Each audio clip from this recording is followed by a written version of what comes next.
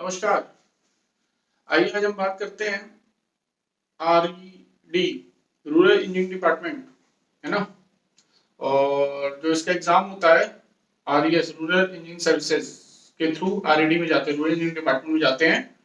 और इसके बारे में हम आज बात करेंगे। एक बालक का जो है कमेंट आया था मेरे कमेंट सेक्शन में, तो मुझे लगा इस पर कुछ बात करनी चाहिए। ठीक है, तो देखिए इसमें जो लोग जाते हैं उनका कार्य क्या होता है और इसमें कैसे लोग जाते हैं आरईडी के रूरल इंजीनियरिंग डिपार्टमेंट के अंडर। तो चलिए इसको बताने के साथ साथ मैं दो तीन चीज और इसमें इंक्लूड कर लेता हूँ। एक पीडब्ल्यूडी डिपार्टमेंट, लोक निर्माण विभाग, दूसरा इरिगेशन डिपार्टमेंट, सिंचाई विभाग, तीसरा रूरल इंजीनियरिंग डिपार्टमेंट जिसपे हम बात करनी है। और दो निगम भी इंक्लूड कर लेते हैं, उत्तर प्रदेश में है दो निगम, एक है सेतु निगम, एक है निर्माण निगम। ठीक है, जो कि उत्तर प्रदेश में है, बाकी जगह नहीं होगा, हो सकता बिहार में ना हो, राजस्थान में ना हो। लेकिन ग्रामीण अभियंत्रण विभाग यानी आरईडी और सिंचाई व इरिगेशन डिपार्टमेंट प्लस लोक निर्माण विभाग, ये तो बिहार में भी होगा और हमें लगता है कि राजस्थान में भी होगा, जितने स्टेट है उसमें होना चाहिए। ठीक है, तो चलिए अब इसके ऊपर बात स्टार्ट करते हैं। देखिए अगर आप देखेंगे तो इन सब डिपार्टमेंट जितना मैंने नाम लिया, इनमें सबसे बड़ा अगर देखा जाए तो लोक निर्माण विभाग है। पब्लिक वर्क्स डिपार्टमेंट जो है सबसे बड़ा है ना।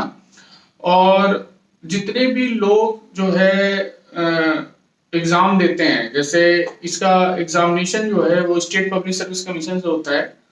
और इसके अंदर जो है आपका तीनों का पेपर एक साथ लिया जाता है, आपका लोक निर्माण विभाग, इरिगेशन का प्लस आरईडी का, रूरल इंजीनियरिंग डिपार्टमेंट, इन तीनों का जो है एक साथ पेपर होता है। और फिर रैंक वाइज जो है अलग अलग डिपार्टमेंट अलॉट कर दिए जाते हैं।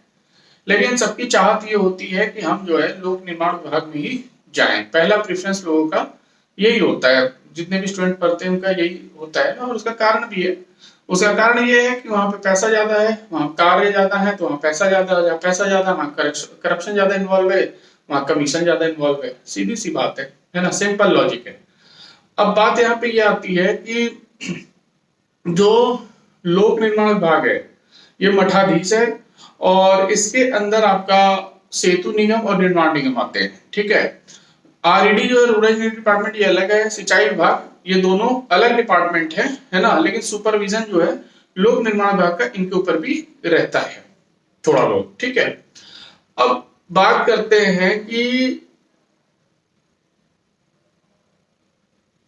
जब हम एग्जाम देते हैं, है ना, तो इसमें होता क्या है कि हम सेलेक्ट होते हैं। सेलेक्ट होने के बाद जो टॉप रैंकर्स होते हैं वो पीडब्ल्यूडी में चले जाते हैं, फिर कुछ इरिगेशन में चले जाते हैं और कुछ आरईडी में चले जाते हैं।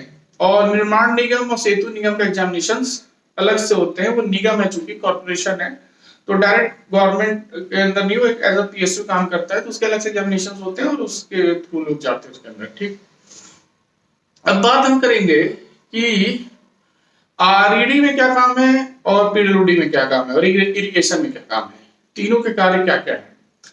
देखिए पहले हम बात करते हैं आरईडी और पीडब्ल्यूडी। अगर आप ध्यान से देखिए तो आप पॉलिटी अगर पढ़ेंगे तो उसके अंदर एक बलवंत राय मेहता कमेटी का नाम आता है और दूसरा अशोक मेहता कमेटी का नाम आता है।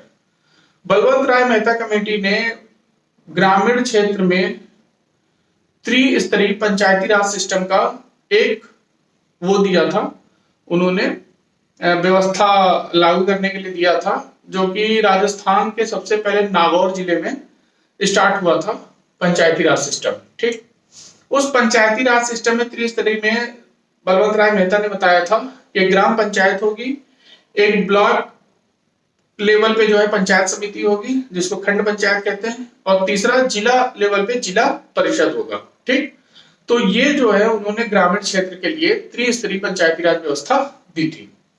उसके बाद अगर आप देखेंगे तो इधर जब शहरों की बात करते हैं तो इसमें म्युनिसिपैलिटी होती है, नगर परिषद होता है और नगर पंचायत होता है, तीन इसमें बटे हुए हैं। ठीक, अब बात यहाँ पे ये है कि जिसकी एक ये आबादी के अकॉर्डिंग जो है इसको नाम दिया जाता है कि नगर पंचायत है, कि ये नगर परिषद है, कि ये म्युनिसिपैलिटी है। ठीक है, तो शायद उनका एक क्राइटेरिया है 10 लाख के ऊपर रहेगा तो वो म्यूनसिपैलिटी में चला जाएगा, फिर 10 लाख से कुछ मतलब कम रहेगा तो वो नगर परिषद में चला जाएगा, फिर जो भी हो 5 लाख उनका कुछ सेट क्राइटेरिया उसके नीचे रहेगा तो नगर पंचायत के अंदर रहेगा। तो देखिए ये जो नगर वाली चीज है और जो म्यूनसिपैलिटी वाली ये सब चीजें हैं जो शहरों के अंदर आती हैं, इसमें तो लोक निर्माण विभाग का ही हस्तक्षेप रहता है। यहाँ के रोड, बिल्डिंग्स, जितने भी कंस्ट्रक्शन वर्क होंगे वो अधिकतर लोक निर्माण विभाग ही देखता है उसको, और पैसे का आवंटन भी उसी के थ्रू होता है। लेकिन अगर हम बात करें जो अभी हमने बलवंत राय मेहता कमेटी का नाम लिया, जो कि ग्राम पंचायत, खंड पंचायत यानी पंचायत समिति प्लस जिला परिषद, यानी ग्रामीण क्षेत्रों में जो भी जिले से लेके ग्राम पंचायत तक या खंड में ब्लॉक पे जो भी काम होगा वो जो है ग्रामीण अभियंत्रण विभाग देखता है। उसके जितने भी कंस्ट्रक्शन वर्क होंगे उसका एग्जीक्यूशन जो है ग्रामीण अभियंत्रण विभाग करेगा। चाहे रोड का निर्माण हो गया, चाहे आपका गांव में देखें विकास भवन होता है उसका निर्माण होगा, उस भवन का निर्माण कराना, तो उसमें जो टेक्निकल असिस्टेंस होता है वो जो है ग्रामीण अभियंत्रण विभाग के जो इंजीनियर्स होते हैं, चाहे वो एसडीओ हो, सब डिविजनल ऑफिसर कहीं कहते हैं, कहीं एई कहते हैं, असिस्टेंट इंजीनियर कहते हैं, है ना, और फिर जेई रहते हैं, इस तरीके से उनका एक बटा हुआ है ना, फिर एग्जीक्यूटिव इंजीनियर, फिर सुपरिटेंडिंग इंजीनियर, इस तरीके से एक हायरार्की है, ठीक है।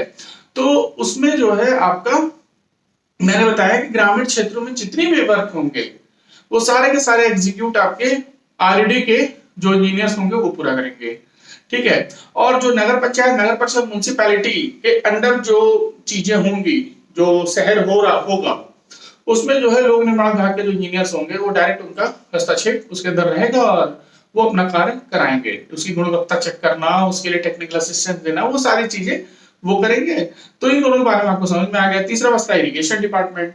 इरिगेशन में क्या है, जो ग्रामीण क्षेत्रों में आप सिंचाई की व्यवस्था देखते हैं, जितनी भी नहर का बनना है ना, नहर के थ्रू पंपिंग करना, इस सब जितनी भी चीजें हैं ये सारी की सारी चीजें जो है आपकी उसके थ्रू होंगी, आपकी इरिगेशन के थ्रू होंगी। इरिगेशन में आप देखे होंगे नहर बनती है, उसमें मट्टी पाट देते हैं, फिर बारिश आया, आंधी आया, फिर वो बह गया, फिर फंड आएगा, फिर बनेगा, फिर बहेगा, तो उसको जल्दी पक्का नहीं बनाते इरिगेशन में। वो सब आप जानते ही है, मिली जुली सब रणनीति रहती है कि अगर हम पक्का बना देंगे तो फिर तो फंड कैसे आएगा, और फंड नहीं आएगा तो बंटर बाट नहीं होगा, सीधी सी बात है ना। क्योंकि अगर आप एक बार नहर बना देते हो तो कम से कम 20 साल, 25 साल, 30 साल तक वो नहर कायदे से चल सकती है। और अगर आप मट्टी फेंकते हो तो बाढ़ आएगी तो मट्टी बह जाएगी, फिर अगले साल पैसा आएगा मट्टी फेंकने के लिए, ठीक है।